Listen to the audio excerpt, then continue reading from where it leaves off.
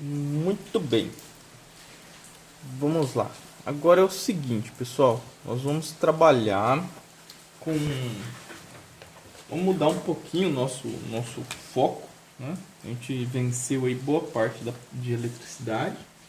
Nós definimos o campo elétrico, nós trabalhamos com uma parte introdutória de circuitos de corrente contínua. Agora nós vamos olhar para o campo magnético, tá?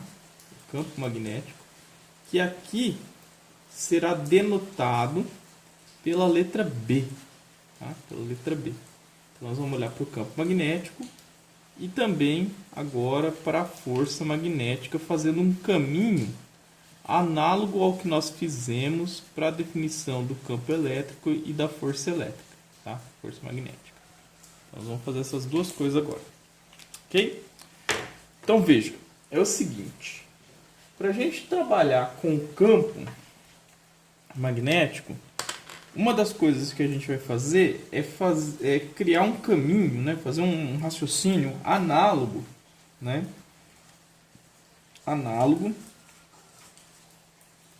às definições que nós fizemos ou o modo que nós trabalhamos para chegar no campo elétrico. Análogo às definições para o campo elétrico, ok? Isso é uma das coisas importantes que a gente tem que observar, ok? Então, uma das coisas que nos interessa é observar o comportamento, por exemplo, de cargas elétricas, certo? Quando imersas dentro de um campo magnético. Porque se você for recordar lá atrás, quando nós fomos olhar para a força elétrica e para o campo elétrico, a gente sempre tinha uma carga teste que iria interagir com o campo, e daí então a gente conseguiria definir qual era a força que estava atuando sobre ela. A partir da força a gente definia o campo, e aí a coisa ela se desdobrava de modo que a gente passava a analisar as distribuições de carga, etc. e tal, tá? Então, uma das coisas que é importante é o seguinte, tá? Vamos fazer o seguinte, ó. Vamos pensar o que acontece se uma carga elétrica que se desloca com uma certa velocidade v conhecida, tá? Nas proximidades de um ímã. Nós sabemos que um ímã ele é capaz de gerar um campo magnético aí, tá? Se essa carga ela se desloca nas proximidades de um ímã, uma das consequências que vai haver diretamente é que nós vamos perceber que passa a atuar sobre essa carga uma força, ok? Uma força devida ou atribuída, tá? À ação do campo B, tá? E aí a gente vai discutir logo mais adiante um comportamento bastante interessante, que é o seguinte. Eu vou desenhar aqui linhas de campo, só para a gente ter uma ideia, tá? Do que eu estou falando. Estou falando o seguinte, ó. Imagine que eu tenho aqui linhas de campo magnético, tá? B, tá? Então esse aqui é o meu campo magnético B e aqui é o meu campo magnético B também, tá? Produzido por um ímã, tudo bem? E aí eu vou colocar imerso nesse meu campo magnético uma carga aqui, tá? Então eu vou colocar aqui uma carga aqui e vou colocar aqui a mesma carga aqui, em duas situações diferentes. Nesta situação aqui, esta carga ela está parada, tá? Velocidade da carga, a velocidade de Q é igual a zero. E nessa situação aqui, a velocidade de Q ela é diferente de zero, tá? Ela é diferente de zero. E aí, uma das coisas que a gente percebe é o seguinte: se a carga estiver parada em relação ao campo, uma consequência direta que vai existir é que a força de interação, essa força aqui, ó, devida ao campo B, essa força de B, ela não existe, ela é nula, ela é igual a zero, tá? A gente vai discutir isso com maior cuidado daqui a pouco, tá? Mas só para adiantar um pouquinho a nossa discussão. Por outro lado, Se essa velocidade da partícula ela for diferente de zero e ela obedecer uma determinada condição, isso daqui, ó, se ela for diferente de zero, pode acontecer duas coisas. A FB ela pode ser igual a zero ou ela pode ser diferente de zero. Tá? Aí a gente vai olhar daqui a pouco qual é a condição para que ocorra de modo que a FB seja diferente de zero. Tá? Para que exista uma força de interação. Então, para existir uma força de interação entre a partícula Q e o campo B, necessariamente ela tem que estar em movimento em relação ao campo.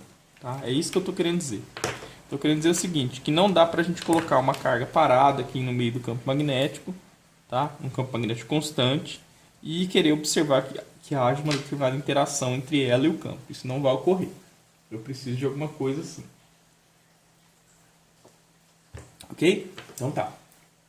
Então vamos lá. Então, vamos fazer algumas definições que são importantes. Tá? Então, deixa eu escrever aqui. Seguinte. Definições. São uma série de definições que a gente percebe, tá? Definições que a gente percebe da experimentação, da observação. Ok? Então vamos lá. A primeira coisa é o seguinte. Observação número 1. Tá? A força de interação entre a partícula e o campo, essa FB, essa F magnética, ela é proporcional à carga. Proporcional à carga. Ok? O que isso significa? Significa que quanto maior é a carga, maior é a força. Tá? E um detalhe também bastante interessante é que esta força FB ela também é proporcional à velocidade. Isso são duas coisas que a gente observa. Ela é proporcional à carga e à velocidade. Quanto maior a velocidade da carga que se desloca dentro do campo, maior é a força magnética. Tá? Então são duas coisas que a gente consegue observar que são bastante interessantes e já dão um indicativo de qual vai ser o comportamento dessa minha FB. Tá? Terceira coisa. A terceira coisa é o seguinte.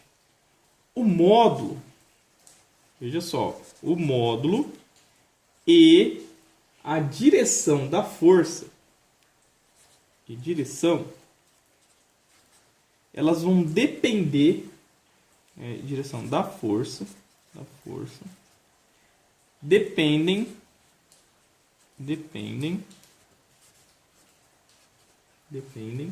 da direção da velocidade. Okay? Então temos essa situação aí. A quarta coisa que a gente observa é o seguinte: se a velocidade for paralela ao campo, essa força que a gente está tentando trabalhar aqui, está tentando definir, FB, ela é nula. Tá? Então, se a gente voltar aqui no desenho, aqui, ó, lembra que eu falei que se a força for diferente de zero, se a velocidade for diferente de zero, existem duas possibilidades. Ou a força é nula, ou a força ela é diferente de zero. Isso daqui, ó, a força ela é nula quando a velocidade ela for paralela a B, tá? Quando esse vetor velocidade aqui, ó, for paralelo a B, tá? Então isso daqui vai ocorrer, ó, tá? Então se a velocidade tiver essa mesma direção aqui de B, essa força aqui ela vai ser nula, tá? Então já temos aí uma indicação interessante. OK? Então tá. 5. A força que eu estou querendo determinar, ela é necessariamente perpendicular à velocidade, ok? E perpendicular ao campo, simultaneamente. O que isso significa? Significa que você tem aqui a velocidade, você tem aqui o campo E aí você tem aqui, ó, a sua força FB. Ela é perpendicular ao plano que contém B e V, tá? Então ela vai ser simultaneamente perpendicular à velocidade e o B, tá? Então, se a força ela é sempre perpendicular a V, perceba o seguinte: perceba que ela não vai afetar o módulo da velocidade, mas ela vai fazer com que a partícula ela saia daquela trajetória que originalmente ela estava se deslocando. Imagina que ela está indo aqui, ó, com essa velocidade e a força é perpendicular a ela. Então ela vai fazer isso aqui, ó, tá? Ela não continua em linha reta e a força faz com que ela se desloque, saia da trajetória original, tá? O ponto número 6 é que se a velocidade faz um ângulo qualquer θ, tá? É um θ, tá? θ com o B, com o campo, então esta força ela é proporcional, aquele símbolo de proporcional assim, tá? Ao seno de θ, tá? Proporcional ao seno de θ. E finalmente, o item 7, ele fala o seguinte, ó: se a carga ela é negativa, a força FB é de direção contrária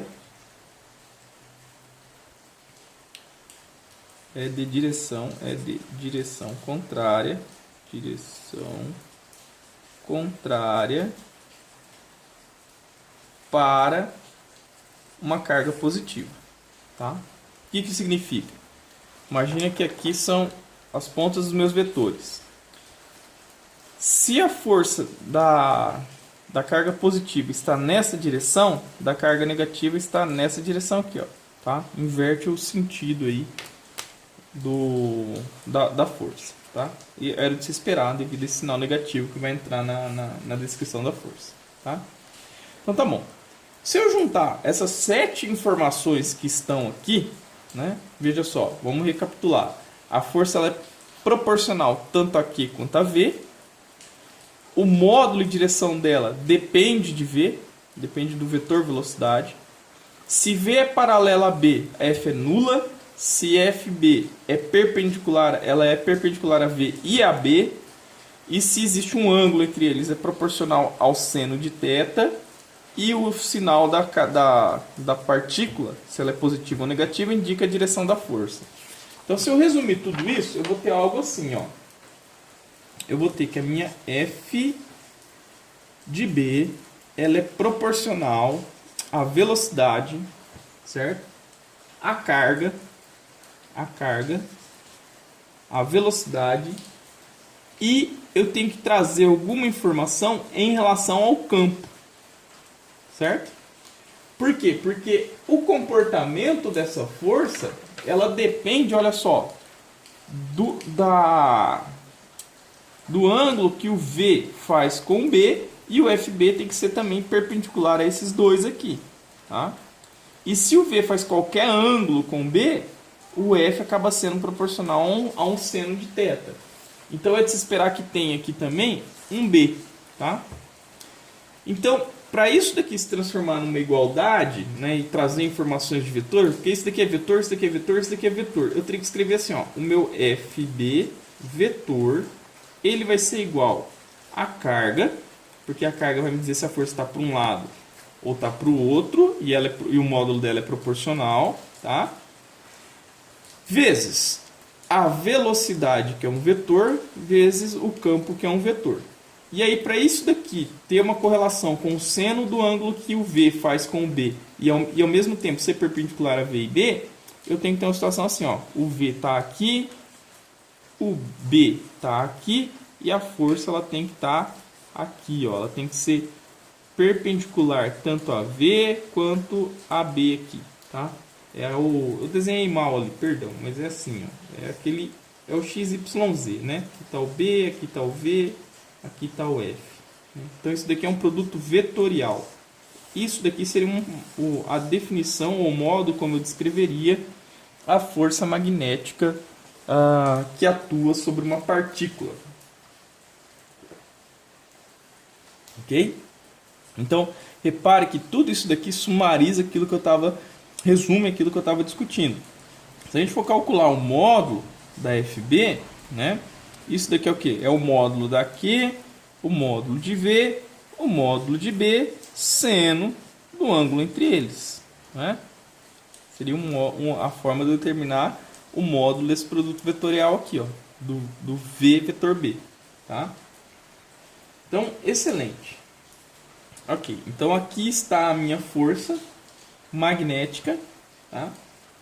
E aí eu vou olhar agora para quem que é esse B. Esse B que eu estou colocando aqui, que é o nosso campo, que representa o nosso campo magnético, ele é chamado de vetor indução magnética, tá? É um campo magnético que está aí no nosso sistema, tá? E aí no sistema internacional, o B ele é contabilizado, ele é denotado em Tesla. O símbolo dele é a letra T, tá? Você pode também encontrar uma outra medida que é o Weber, tá? Por metro quadrado. É outra medida de Tesla, ou ainda em Gauss. A gente vai discutir lá na frente depois a lei de Gauss para o campo magnético, tá? Mas no sistema internacional em geral a gente usa o Tesla aí, beleza? Então tá ótimo. Então com isso nós definimos a força magnética e aí a gente pode trabalhar com as variáveis agora que a gente vai observar para o nosso sistema. Muito bem. Aí ocorre o seguinte, veja, nós olhamos para uma carga se deslocando dentro de um campo magnético, certo? Agora, análogo ao que nós fizemos para o campo elétrico, quando a gente analisava a distribuição de cargas e como que isso se comportava na geração do campo e interação com o campo, a gente vai olhar agora para uma distribuição de cargas em movimento, ou seja, para uma corrente elétrica passando por um condutor, tá? Então vamos olhar como que fica essa força magnética que nós definimos ali quando nós estamos trabalhando com um fio, tá? Força magnética em um fio, ok? Vamos olhar para isso. Então, ok. Então, primeira coisa, vamos pegar aqui um fio, simbolizar ele, né? É tentar desenhar ele aqui como sendo um cilindro, tá? Ok? E esse cilindro aqui ele tem um determinado comprimento L e ele possui uma área de seção transversal que eu vou chamar de A, tá? Genericamente. E aqui dentro desse meu fio existe portadores de carga que se deslocam com uma certa velocidade VD, tá? Nessa direção aqui. Tudo bem? Então tá. Excelente. Então vamos olhar agora como que eu posso denotar a força magnética sentida por esse fio quando ele é imerso numa região de campo, tá? Quando ele está dentro de um campo elétrico, dentro de um campo magnético, perdão, e você começa a passar corrente por esse fio, tá? Então vamos lá. A força magnética, ou FB, ela vai ser igual ao somatório de todas as forças que cada carga individualmente sente, tá? Então imagine que aqui eu tenho N portadores de carga. Então eu vou ter aqui somatório de 1 até N dessas N forças que estão atuando sobre a minha partícula, tá? E essa força individual aqui, ó, nós definimos ela agora mesmo, né? Nós sabemos que esta F de Q, essa força que a carga sente, ela é dada como sendo Q VD produto vetorial com o campo magnético. Ok? Então tá. Então essa daqui seria a força de uma única carga. Ok? Então tá bom. Mas acontece o seguinte. Acontece que se a gente for olhar em um determinado trecho do fio, tá? Um determinado comprimento do fio, Nós já discutimos isso lá quando estávamos definindo corrente elétrica, que a carga total que existe nesse trecho, né, o nosso Q total, nosso número de portadores de carga total, ela vai ser a carga que cada portador de carga tem, multiplicado pelo N, que é o número de portadores dividido pelo volume que está inserido dentro lembra daquela área verde que eu havia desenhado? Dentro de uma determinada área aqui, ó, tá? Dentro de uma determinada área aqui, ó, dentro desse volume aqui, ok? Vezes esse volume, que é a área da base, vezes a altura, tá? Então esse é o Q total que eu tenho para percorrer aqui uma determinada região do fio, tá?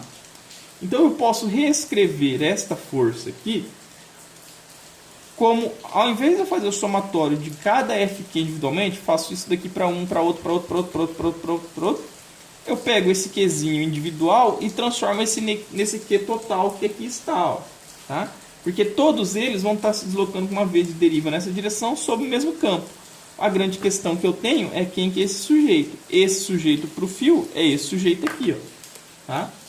Então eu posso reescrever a minha força magnética como sendo o nosso Q vezes o N vezes o A vezes o L, o nosso VD vetor B, tá? Então isso daqui é um produto vetorial de dois vetores, isso daqui também é um vetor, ok? E aí tem um detalhe que nos interessa, que é o seguinte: se você for olhar, vou colocar aqui, ó, mas a corrente elétrica, ela foi descrita anteriormente como sendo N Q VDA. Lembra disso? Vocês podem retomar aí os vídeos da aula passada e vocês vão lembrar que a corrente ela foi escrita com essa cara aqui, ó. E tem mais um detalhe que é interessante. Tem um detalhe que é o seguinte, ó. Eu posso dizer que o VD, a velocidade de deriva, e o nosso vetor deslocamento, o L, que vai ser percorrido, eles possuem mesma orientação. Se eu digo que o VD está para cá, eu faço disso daqui um vetor L na mesma direção. Certo? O que isso me permite? Isso me permite fazer uma jogada que é o seguinte: eu posso tirar este VD daqui para cá e substituir pelo L, porque o produto vetorial vai continuar sendo respeitado, tá? Porque desse produto vetorial eu tenho que lembrar o seguinte: disso daqui sai um vetor. Então se eu colocar um vetor aqui com a mesma característica, com a mesma direção e mesmo sentido, a característica do vetor ela continua sendo preservada e o módulo não vai ser afetado porque eu estou trocando aqui um módulo por outro, tá? No final das contas vai ser regulado da mesma maneira. Então eu posso fazer o seguinte, ó. Eu posso dizer que isso daqui, ó, QNVDA, isso aqui, ó, QNVDA é a minha corrente. E isso daqui vezes isso mantém o meu produto vetorial. Tá? Então eu posso escrever assim, ó. Eu posso escrever que a minha força magnética ela vai ser IL vetor B, ok? IL vetor B. Lembrando que o L está na mesma direção que o meu VD, tá? E eu estou considerando aqui uma coisa importante, tá? O B aqui, ele não varia, ele é uniforme, tá? Ele não varia, tá? Ele é uniforme. Então isso é um parâmetro importante, ok? Se você está trabalhando com um fio, e aqui eu estou trabalhando também com um fio reto, tá? Aqui é um fio reto. Agora imagine que o meu fio, ele faz curvas, né? O meu fio, ele faz isso daqui, ó. Tá? Ele tem um caminho qualquer aí. O que vai acontecer? Vai acontecer que o meu DL, ó, a cada hora, ele está apontando em uma direção, né? O meu elemento de comprimento ele está mudando de orientação a todo momento. Aqui eu desenhei uma espécie de S, mas na verdade você poderia trabalhar com uma espira, né? Então, nesse caso, para um fio qualquer, a gente pode fazer uma aproximação que é o seguinte: ao invés de trabalhar com o comprimento total do fio, eu trabalho com pequenos trechos do fio, porque imagine que eu tenho o campo magnético aqui, ó, tá? Sempre nessa direção aqui, o meu B, ok? Aqui eu tenho um ângulo, aqui eu tenho outro ângulo, aqui eu tenho outro ângulo, aqui eu tenho outro ângulo. O meu ângulo ele vai mudando para esse produto vetorial. Então é interessante, ao invés de eu olhar para o L total, eu olhar para um DL. Então eu faço o seguinte, eu faço que o meu DF, e aí eu automaticamente vou estar calculando um DF, né? Não vou estar calculando o F total. Isso daqui vai ser 1I DL vetor B. Tá? Então eu tenho essa situação aqui, ó, IDL vetor B. Tá? Então eu estou trabalhando aqui, ó, isso daqui é o que a gente chama de elemento de corrente elétrica. Eu não estou trabalhando com a corrente toda. Estou trabalhando com um pedacinho da corrente que está contornando ali o meu fio. Beleza? Muito bem. Então tá. Então agora eu sei como que uma carga sozinha e como que um conjunto de cargas em movimento, uma corrente elétrica, ela vai interagir com o campo. Com uma força desse tipo e com uma força desse tipo aqui. Tá? Então tá bom. Então isso são dois detalhes importantes que eu vou guardar aqui. E aí a gente já discute. Que é o seguinte. Vamos olhar agora para quando a gente já olhou para a carga, vamos olhar quando a gente tem um ímã permanente, tá? Em um campo magnético. Em um campo magnético, em um campo B. Tá? Também uniforme, externo e por aí vai. Então, uma coisa que é bastante interessante a gente analisar é o seguinte. O nosso ímã, vamos começar pensando nele como sendo um ímã de barra. Tá? E esse ímã, ele tem aqui no seu centro, aqui, ó, tá? Ele é dividido, ficou parecendo uma peça de dominó, né? Esse daqui é o norte, esse daqui é o sul. Tá? Ele tem uma polarização, de modo que as linhas de campo elas saem do norte e entram no sul. Tá? E aí ele vai estar imerso em uma região de campo, que eu vou colocar o campo magnético aqui, ó. Ele é uniforme, tá? Nessa direção. Tá aqui, ó. Esse é meu campo B. Tá? Então tá bom. Então, quando eu estou numa situação desse tipo, o nosso ímã está inicialmente parado, eu estou segurando ele, e aí eu solto ele. Tá? Aqui no caso, o que eu tenho é a interação do campo magnético externo com o campo magnético permanente do ímã que existe aqui. Tá? Eu tenho uma direção de campo magnético aqui nesse eixo do ímã. Tá? E esse eixo do ímã aqui, ó, ele faz um determinado ângulo θ com o campo externo no qual ele está inserido. Ok? E a tendência desse ímã, sempre quando ele é solto e ele tem possibilidade de se movimentar dentro do campo magnético, é fazer isso daqui. Ó. Ele se orienta em relação ao campo. Então o norte fica apontando para o norte do campo e o sul fica para o sul do campo. Tá? Então aqui acontece uma coisa que é o seguinte. O ímã ele tende a se orientar com o campo externo. Se orientar com o B. Tá? Com o B externo. Beleza? Então, para ele se orientar, o que vai acontecer é o seguinte. Vai surgir no ímã aqui, ó, uma força nesta direção. Tá? Uma força que eu vou chamar aqui de F1. E aqui vai surgir uma força nesse polo sul aqui na direção oposta, que eu vou chamar de F2. Okay?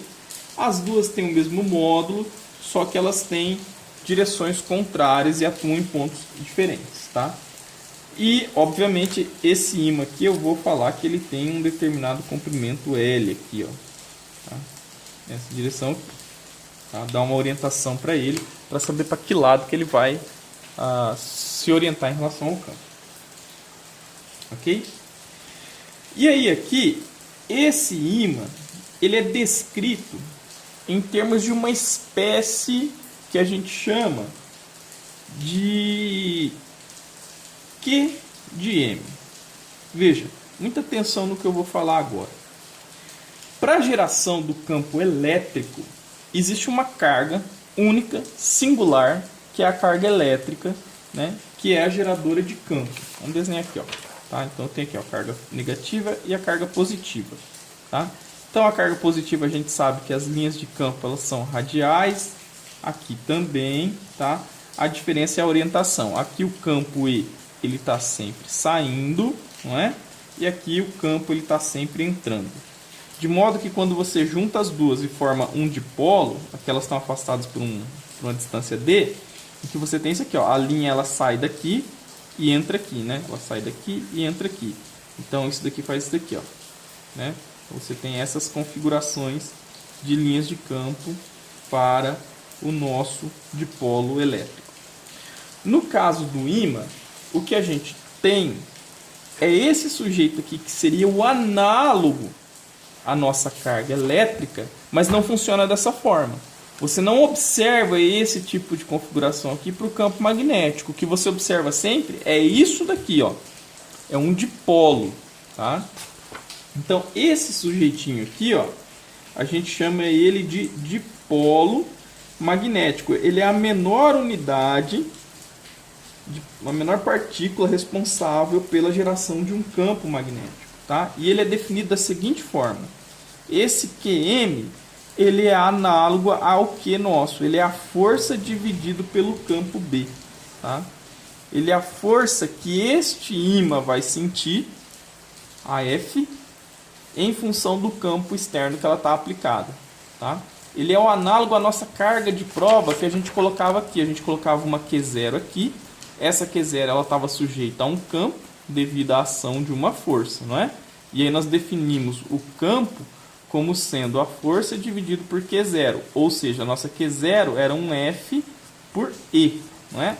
Aqui é o análogo. A gente está pegando o nosso QM, que é o nosso dipolo magnético, tá? Que representa o ímã como um todo. Isso daqui é um dipolo, norte-sul, tá? Dois polos.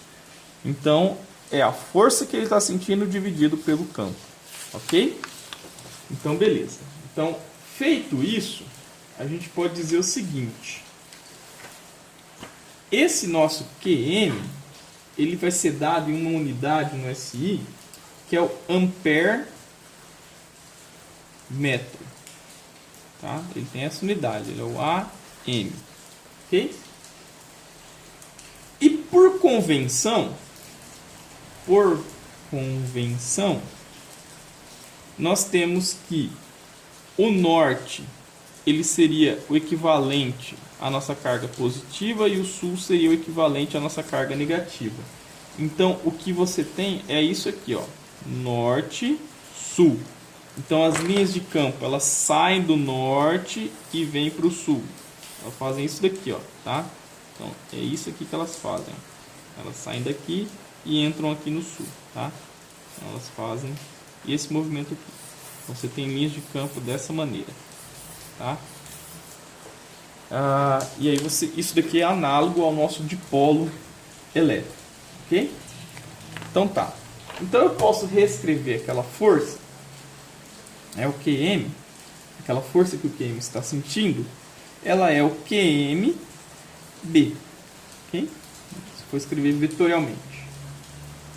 E aí acontece o seguinte: para que esse ímã ele se oriente em relação ao campo, ele é igual ao nosso corpo rígido lá da mecânica 1. Isso daqui, para ele se orientar em relação ao campo, ele tem que sofrer um torque, tá? Essa força que ela tem que ser capaz de aplicar neste raio aqui, ó, né, um torque de modo que ele faça esse giro, ok? Então, para girar o ímã,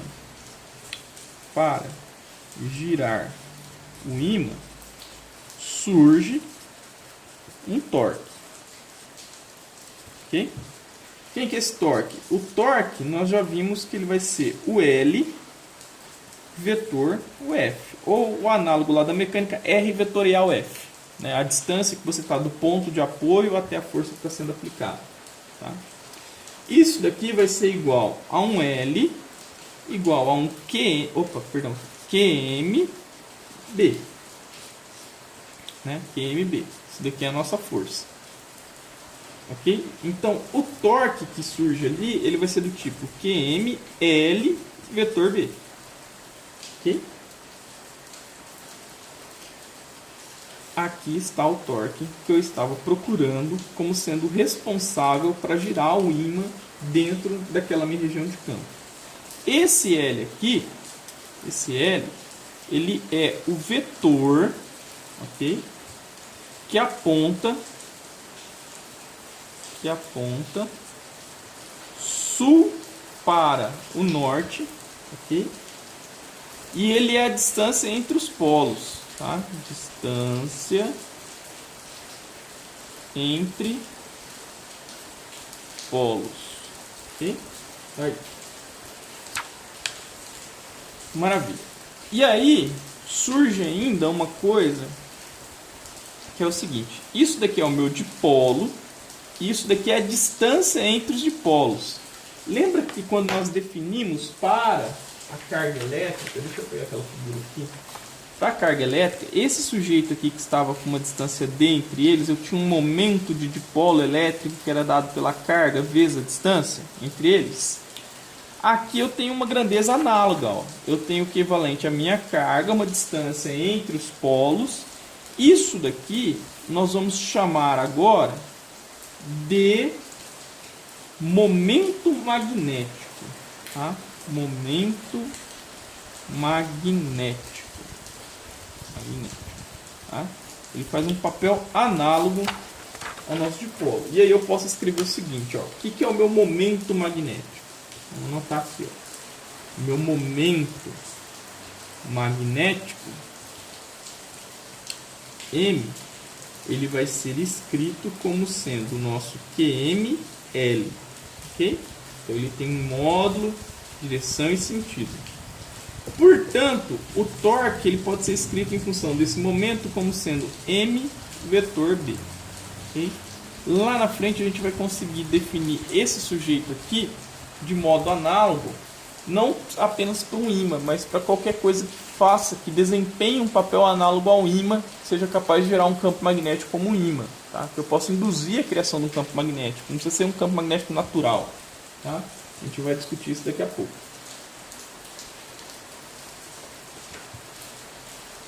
E lembrando o seguinte: há apenas dipolo magnético.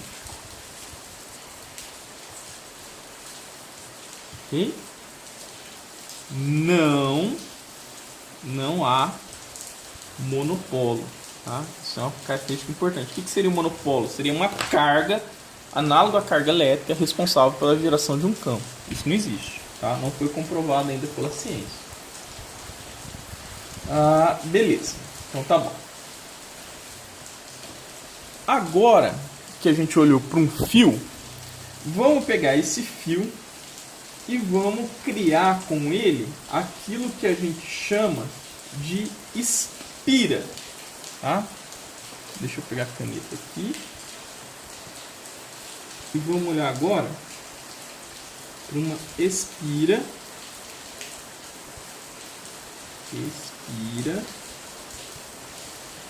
De corrente no campo. De corrente em B. Tá? Eu vou olhar mais precisamente agora para o torque que ela vai sofrer. Okay? Vamos olhar para uma espira de corrente no campo. O que seria essa nossa espira? A nossa espira é um caminho fechado que o nosso fio vai fazer. Tá? Isso aqui, ó.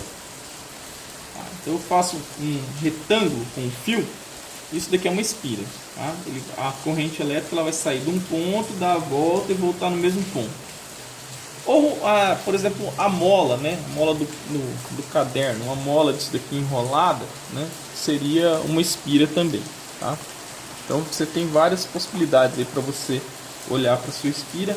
Vamos olhar para ela quadradinha porque ela vai facilitar a nossa vida, vai facilitar nossas contas. Beleza? Então vamos fazer isso. Espera aí. Bem, então seguinte. Uma das coisas que é importante a gente ressaltar é que o campo magnético que eu vou estar trabalhando, esse B, onde essa espira vai estar inserida, tá? Ele é o mesmo, ele é constante, tá? Isso significa que ele é o mesmo em todas as partes da espira, tá? Então, beleza. Então, deixa eu orientar essa espira em relação a um referencial. Então, eu vou colocar aqui, ó, o meu eixo do Y. Okay? Aqui vai estar o meu eixo do X. Aqui vai estar o meu eixo do Z. Ok? Tá certo isso? X, Y, Z. É isso mesmo. Beleza. E aí, essa espira, ela tem dimensões B, aqui, ó. Okay? E A desse lado. Ela é um retângulo, ela não é um quadrado. Ok? E o meu campo magnético, ele está exclusivamente nessa direção aqui, ó.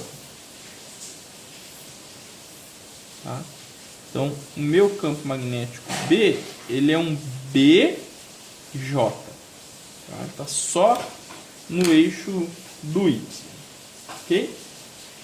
E aí eu tenho uma corrente que passa por essa espira dando a volta nela. Então eu tenho um I nessa direção, eu tenho um I que vem para cá, um I que vem para cá e um I que vem para cá, tá? Então tá. Então maravilha.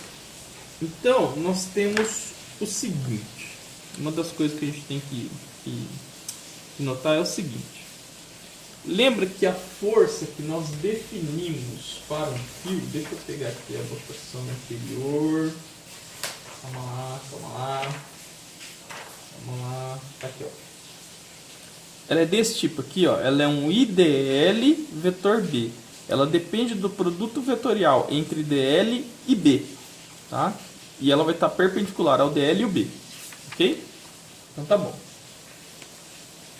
Então, se você olhar para esta espira, esse I aqui, ó, ele é paralelo a B e esse I é paralelo a B. Concorda? Isso significa que o produto vetorial desse I e desse I, da parte de cima e de baixo, com o campo, vai ser zero. Não é? Porque vamos recapitular lá. Ó.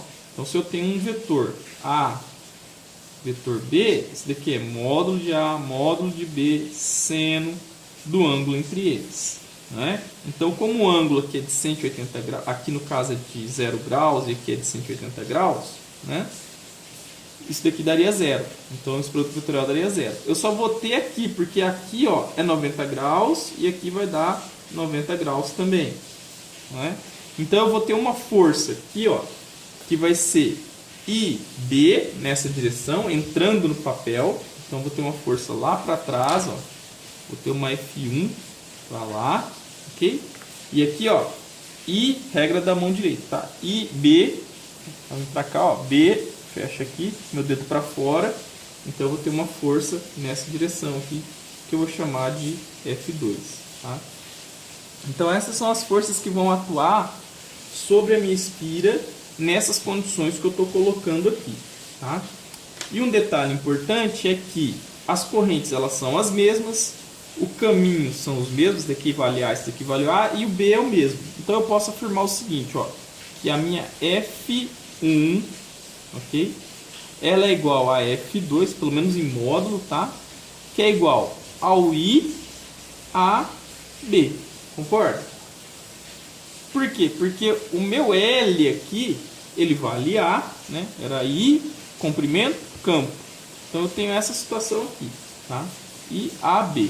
É isso aqui que eu tenho. Ok? Então tá. Isso é uma conclusão que a gente chega, né? Observando aqui o comportamento da corrente, né? A orientação da corrente em relação ao campo e o que nós definimos para um fio. Porque isso daqui no fundo é um fio, isso daqui no fundo é outro fio. Não é? Então tá bom. Então tá. Aí acontece o seguinte. Como essas duas forças elas são iguais, eu posso afirmar que a somatória dessas forças é nula. Não é? As duas são iguais, vale IAB, então a somatória de tudo é nula. Concorda? Maravilha. E aí, uma outra coisa que a gente pode analisar é o torque que essa espira ela pode sofrer eventualmente se ela tiver um determinado ângulo em relação a um eixo, tá, de giro. Então, o torque ele é descrito como sendo F vetor R, não é? Então, isso daqui seria a minha F1 vezes o B vezes o seno de 90 graus, ok? Vamos imaginar que ela está fixa. Aqui, ó, ela funciona como uma porta, tá? Então, ela vai fazer isso aqui, ó. Ela vai girar aqui. Esse daqui é o meu raio de ação. O B está aqui, tá? O F está apontando aqui para dentro da folha, ok? E aí é o seguinte. E aí nós temos o seguinte. Cadê? Tá, aqui. F1D seno de 90.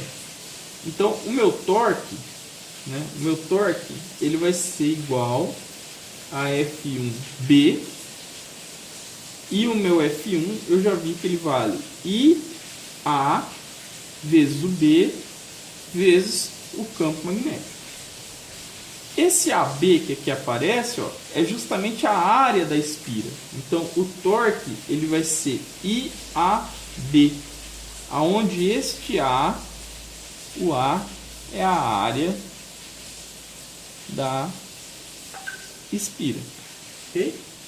Então, perceba isso. Ok. E uma coisa que a gente faz em relação à espira, lembra que esse torque aqui, ele é um vetor, não é? Então, eu poderia reescrever esse vetor aqui, considerando o I é um escalar, o B é um vetor, eu poderia pensar nesse A como sendo um vetor. Então, como que eu decido isso? Eu decido da seguinte maneira. Eu olho para a espira, eu olho para a área dela e eu defino um vetor. Deixa eu pegar. Vou definir um vetor aqui, ó, que oriente essa área, tá? Que é o nosso vetor normal. Ele é perpendicular à área da espira, né? E ele vai me definir aonde que essa área está orientando. Se a espira está assim, se ela está assim, se ela está assim, para onde que esse vetor está olhando, tá? Para eu poder fazer as minhas contas, né? E aí, uma das coisas que é importante é o seguinte, é olhar para a corrente elétrica, e aí eu faço os meus dedos, esse N, que vai definir a área da espira,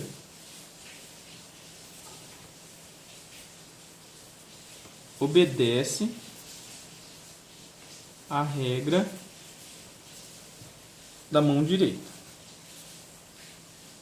Então, como que eu faço? Eu faço o seguinte, eu pego com os meus dedos, eu sigo a corrente, ok? De forma que eu envolva a espira, e o meu dedão ele vai me dizer para onde está o N, tá? Então, meu N ele estaria saindo aqui do papel, tá? Então, beleza. Então, voltando aqui, se o A ele é perpendicular a B, o que vai acontecer? O N ele é paralelo a B, não é? É isso que vai acontecer. E o contrário também é verdadeiro. Se o N é perpendicular a B, o A ele é paralelo a B. Então tá bom. E aí eu vou fazer o seguinte, ó. Para uma espira que faz um determinado ângulo, né? Vamos pegar uma espira qualquer aqui assim, ó, tá? Que faz um determinado ângulo com o campo, tá? O nosso campo está aqui, ok? E o N ele está levemente aqui assim, ó. Esse aqui é o meu N, ele faz um ângulo θ com o campo. Se eu redesenhar essa espira, fazer ela de perfil, eu vou estar olhando isso daqui, ó. Vou estar olhando aqui o meu B, ok? A minha espira ela está aqui, o meu N ele está aqui, ó, ok? Então ele faz um ângulo θ aqui com o B, tá? E aí o que vai acontecer? Se este ângulo aqui é θ, né, e eu fechar um triângulo aqui, ó, este ângulo aqui é 90 menos θ, e este ângulo aqui passa a ser θ também, concorda? Porque isso aqui tem 90 graus. Ó. Isso aqui tem 90 graus, isso daqui é θ, isso daqui é 90 menos θ, isso daqui tem 90, isso daqui é θ. Ok? E aí eu fecho aqui, né, um triângulo retângulo e vou fazendo isso. Isso daqui também passa a ser θ. Okay? E lembrando que esse lado da espira aqui vale B. Né? Esse comprimento todo dela aqui, ó, vale B. Okay? Bzinho. Então, e as minhas forças, elas estão atuando... como que eu vou fazer? Aqui eu tenho aqui, ó, vou passar uma linha aqui, tá? E aí eu teria uma F atuando aqui, uma F1 aqui, teria uma F2 aqui, e aqui o meu braço de alavanca aqui, ó, tá? Esse daqui seria um θ, tá? Então, o meu torque, ele seria a força B seno de θ, não é? Que é FR, né? Produto de F vetor R, o meu R é B seno θ, não é? O que é o nosso B seno θ? O B seno θ é esse sujeito aqui, ó. Esse sujeito aqui, ó. Esse cara aqui, ó, é B seno θ, não é? Aí aqui eles têm 90 graus, ó, tá? Então, eu poderia escrever aqui o meu torque como sendo o meu F, que é IA, B seno de θ. E aí eu caio na mesma situação. Aqui eu teria 90 graus, eu teria IAB, isso daqui é IAB, torque é IAB. Ou eu posso escrever de uma maneira mais genérica, o meu torque vetor, ele vai ser IA, que é orientada por um N, vetor o B.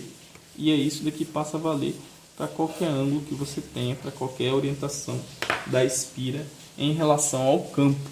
Correto? Ok. E aí, analogamente ao que nós fizemos para o ímã permanente, a gente pode fazer para a espira, tá? Olhando para esse IA aqui, ó, área e corrente, tá? Nós definimos, né? Definimos para a espira um M que vai ser igual ao IAN, lembrando que tem característica de vetor, ok? E quando você tem N voltas na espira, tá? N fios dobrados, igual uma mola de caderno, para N espiras, né? Isso daqui ficaria um M igual a um N vezes esse IANzinho, tá? Então, tanto faz você escrever isso ou isso. Isso daqui é o que a gente chama de... Lá nós chamamos de momento magnético para o ímã. Aqui vai ser o momento magnético para uma espira de corrente. Certo? Daí então, o nosso torque, ele poderá ser escrito como sendo um M vetor B. Tá? É uma forma diferente de escrever o torque aí para a mesma coisa. Beleza? Perfeito. Então tá ótimo. Agora, nos finalmente, a gente vai fazer o seguinte. Nós vamos olhar... Deixa eu ver quanto tempo tá. Nós vamos olhar para o movimento... Deixa eu pegar um outro pincel. Vamos olhar para o movimento... Nossa senhora, isso é ruim. Movimento de uma carga pontiforme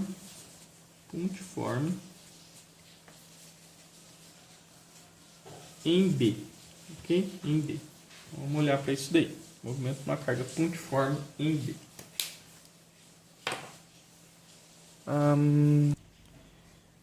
Então tá. Então é o seguinte. Vamos lembrar que a força que vai atuar sobre uma partícula pontiforme que está em movimento em B é uma força que é perpendicular à velocidade. Tá? Se ela é desta forma, ela altera a direção do movimento, certo? Mas não o módulo. Mas não o módulo de V. Ok? Então tá. E ela só vai existir quando a velocidade for perpendicular a B. Okay? Na verdade, quando não necessariamente perpendicular, mas quando ela faz um ângulo com pelo menos uma das componentes da velocidade, ela é perpendicular a B, né? Porque você pode ter uma velocidade que é assim, ó, uma velocidade que está aqui, o B está aqui, certo? Então você vai ter uma componente que é paralela, que não contribui para a força, e você vai ter uma componente que é perpendicular, que contribui para a força, tá? Então, eu estou interessado nessas componentes que são perpendiculares, ok? Para essas componentes que são perpendiculares, a gente já sabe o seguinte, quando você está com... Lembra da física 1? Quando você tem aqui uma partícula que está se deslocando com uma velocidade nessa direção e sobre ela atua uma força, que é a força centrípeta, né? Que está vinculada à aceleração centrípeta, o que a partícula acaba desenvolvendo é um movimento circular, né? É um movimento do tipo circular. E aí tem um detalhe. Você tem uma força que está forçando a partícula a fazer este movimento aqui, não é? Então ela vai desenvolver um movimento em torno dessa nossa trajetória de raio R. Vamos olhar para um desenho esquemático aqui, ó. Primeiro, vamos denotar o seguinte, ó. Quando eu faço essa notação, isso daqui é uma seta, né, saindo do plano. Ok? E isso daqui é uma seta entrando no plano. Ok? Beleza. Então vai estar assim, ó. Vamos desenhar aqui uma região onde eu tenho um campo B que está entrando na folha de papel. Ok? Tá aqui, ó. Esse daqui é o meu campo magnético B. E aí eu tenho uma partícula Q, que aqui está. E esta partícula aqui, ela desenvolve uma velocidade aqui, ó, nessa direção. Essa velocidade está no plano da folha. E o B está aqui, ó, entrando no plano. Então, isso obrigatoriamente coloca a velocidade perpendicular, né? Ela faz 90 graus aqui com a seta do campo que está entrando aqui. Ok? Então, tá. Então, se a gente lembrar que a força é algo do tipo QV vetor B, se eu utilizar a regra da mão direita para isso daqui, ó, V vetor B, o B está lá para baixo, a força está nessa direção, tá? Então a força ela vai aparecer aqui, ó. Então aqui aparece uma força magnética nessa direção e isso daqui fará com que o objeto desenvolva uma trajetória circular de um determinado raio R, ok?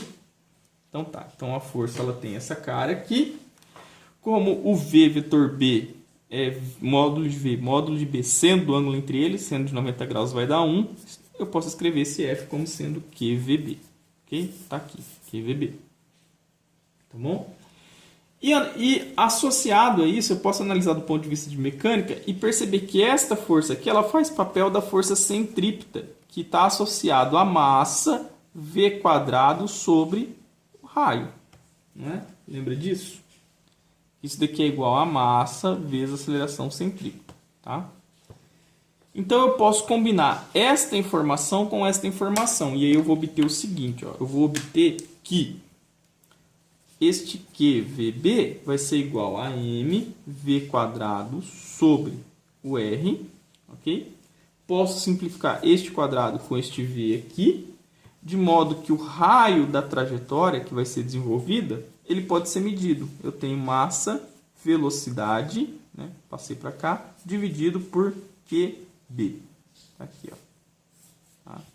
Então tá aqui o raio da trajetória, ok? Então, com isso, eu consigo algumas aplicações bastante interessantes desse tipo de fenômeno aqui, que a gente vai discutir em exemplos resolvidos um pouco mais à frente. Tá? Então tá bom. Aqui eu olhei para uma velocidade que estava necessariamente perpendicular a B. E para um caso mais geral, que a velocidade tem um ângulo qualquer com B. Né? E aí é aquilo que eu falei. Você sempre vai ter duas componentes. Você vai ter uma componente que é o seguinte, ó. Vamos pegar um B aqui, que está nesta direção aqui, ó, apontando para baixo. Tá? Apontando para baixo. Vamos pegar uma carga aqui nesse meio, um Q, ok? Que tem uma velocidade que faz esse ângulo aqui, ó. Tá? Tem esse ângulo qualquer aí com o campo. Okay? Essa velocidade ela tem duas componentes. Ela tem uma componente aqui, tá? V perpendicular, vou chamar de V perpendicular, e tem uma componente aqui que é um V paralelo. Ok? Tudo bem? E aí a nossa força ela vai ser definida por esse V aqui que é perpendicular. Tá? Então você vai lá, VB, ela está entrando no plano. Então tem uma força que está aqui, ó. Né? Tem uma força aqui, ó, entrando no plano. Como ela está entrando no plano e ela é responsável por mudar a trajetória da partícula, ela faz com que a partícula desenvolva uma trajetória circular assim, ó, concorda? A aceleração centrífuga está lá para dentro, então ela vai fazer uma trajetória circular aqui, ó, tá? Aqui, ó, certo? Então, quando você olha para esse sistema, a partícula ela está rodando ao mesmo tempo que existe uma componente da velocidade que está levando ela. Então ela está fazendo isso daqui, ó. Ela está fazendo uma trajetória que é assim, ó. Tá? Que é uma trajetória que a gente chama de trajetória helicoidal, tá?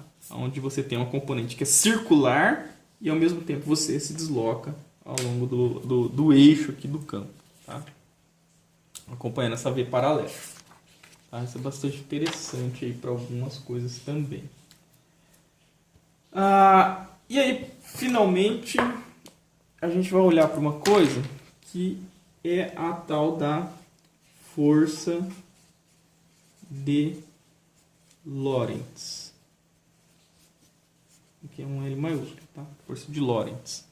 O que seria essa força de Lorentz? Essa força de Lorentz, ela é a contribuição de B e E atuando, tá?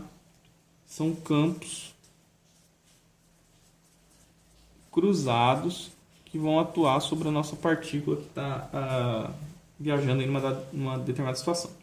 Então vamos imaginar aqui que eu tenho uma placa, ok, de um capacitor, por exemplo, carregada positivamente, e tenho aqui a placa de um capacitor carregada negativamente. A gente sabe que entre as placas desse capacitor haverá um campo elétrico uniforme, constante, desse tipo aqui, ó, E, se essa distância entre as placas forem pequenas, não é?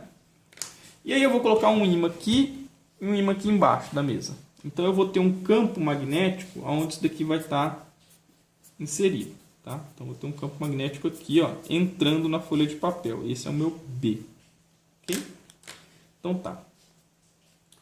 E aí, quando eu olho para uma carga que está aqui no meio, ó, vamos desenhar a carga aqui, tá? Essa minha carga aqui, ela vai ter a seguinte característica.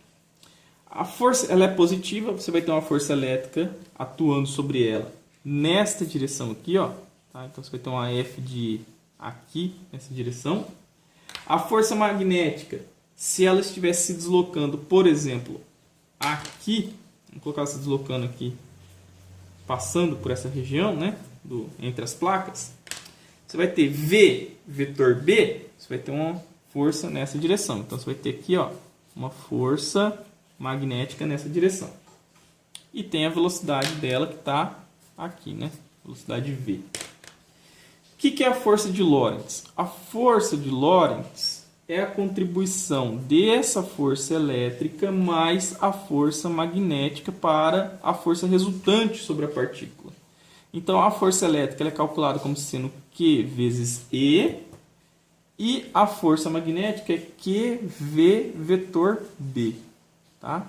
Então, aqui eu tenho a minha força de Lorentz. Okay? Essa daqui ó, seria a força atuando sobre esta partícula. Ok? Isso daqui é o que é mais ou menos o que acontece, tá? Quando você tem um tubo, né? uma televisão tipo tubo, um monitor tipo tubo, e aí você precisa selecionar essas partículas, fazer com que elas desviem para acertar um determinado alvo aqui do outro lado, né? Quando as duas forças são iguais, essa partícula ela vem colidir exatamente no centro. Se você aumenta um pouco o campo magnético, essa partícula ela colide para cá. Se você diminui o campo magnético e o campo elétrico passa a dominar, ela vem para cá. Então você faz um seletor de modo que você consegue preencher toda a tela, todo o alvo que está aqui. Tá? E aí nessa situação, né, quando o FE é igual ao FM, né, você tem lá que o seu QE é igual ao seu QVB, ok? Então isso daqui simplifica e a sua velocidade ela vira uma razão entre E e B. E você consegue também determinar aí, se você conhece E e B, qual que é a velocidade de emissão das suas partículas. Né? Então isso é um negócio bastante interessante para a gente. Bom, é isso. E daí depois a gente continua com alguns exemplos.